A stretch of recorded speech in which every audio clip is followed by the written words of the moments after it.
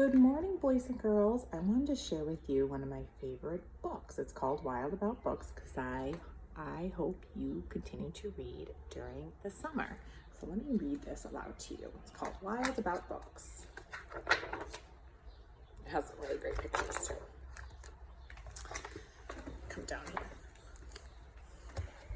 It started the summer of 2002 when the Springfield librarian Molly McGrew by mistake drove her bookmobile into the zoo.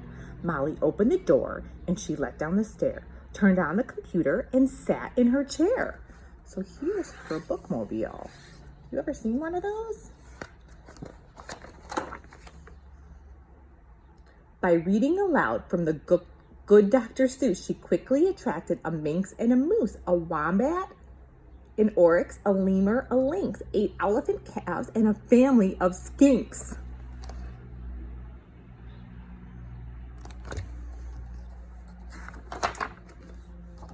In a flash, every beast in the zoo was stampeding to learn all about this new something called reading. Forsaking their niches, their nests, and their nooks, they went wild, simply wild, about wonderful books, choosing thin books and fat books and cat in the hat books and new books and true books and heaps of how-to books. Giraffes wanted tall books and crickets craved small books, while geckos could only read stick-to-the-wall books. The pandas demanded more books in Chinese. Molly filled their requests. Always eager to please, she even found waterproof books for the otter, who never went swimming without Harry Potter. Raccoons read alone, and baboons read in bunches, and llamas read dramas while eating their lunches. Hyenas shared jokes with the red-bellied snakes, and they howled and they hissed until their funny bones ached.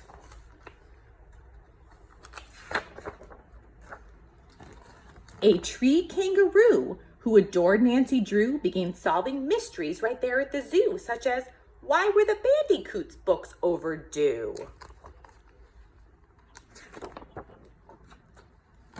Gently, Molly taught lessons in treating books right. For the boa constrictor, squeezed Crichter too tight. Baby bunnies mucked up Goodnight Moon with their paws. Giant termites devoured the Wizard of Oz.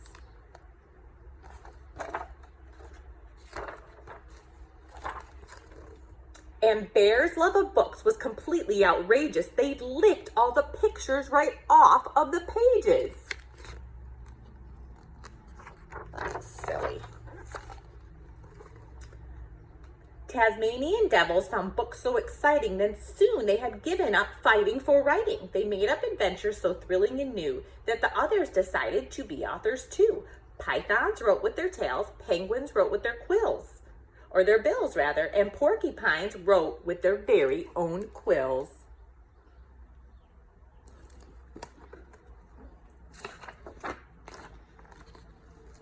At the new insect zoo, bugs were scribbling haiku. The scorpion gave each a stinging review. So here's the walking stick. He's saying pretentious. And here's the dung beetle, and he's saying stinks. And here's the millipede, and he's saying boring. And then here is the giant hissing cockroach, and he's saying redundant. As the cheetah's new novel began to take shape, he read chapters each night to the Barbary ape. And although the gazelle couldn't spell very well, like everyone else, she had stories to tell. Imagine the hippo's enormous surprise when her memoir was given the Zulitzer Prize. With so many new books, Molly knew what to do. She hired 12 beavers, a stork, and a gnu to build a branch library there at the zoo. Then the animals cried, we can do it ourselves. We can check the books out. We can put them on shelves. And they did, and they do, up to this very day. 3 cheers for the Zooberry. Hip, hip, hooray. When you visit the zoo, now you surely won't mind if the animals seem just a little bit hard to find. They are snug in their niches, their nests, and their nooks, going wild, simply wild, about wonderful books. The end. I hope you enjoyed that book as much as I do, and my children do as well. Happy summer, boys and girls. Continue to read. Bye.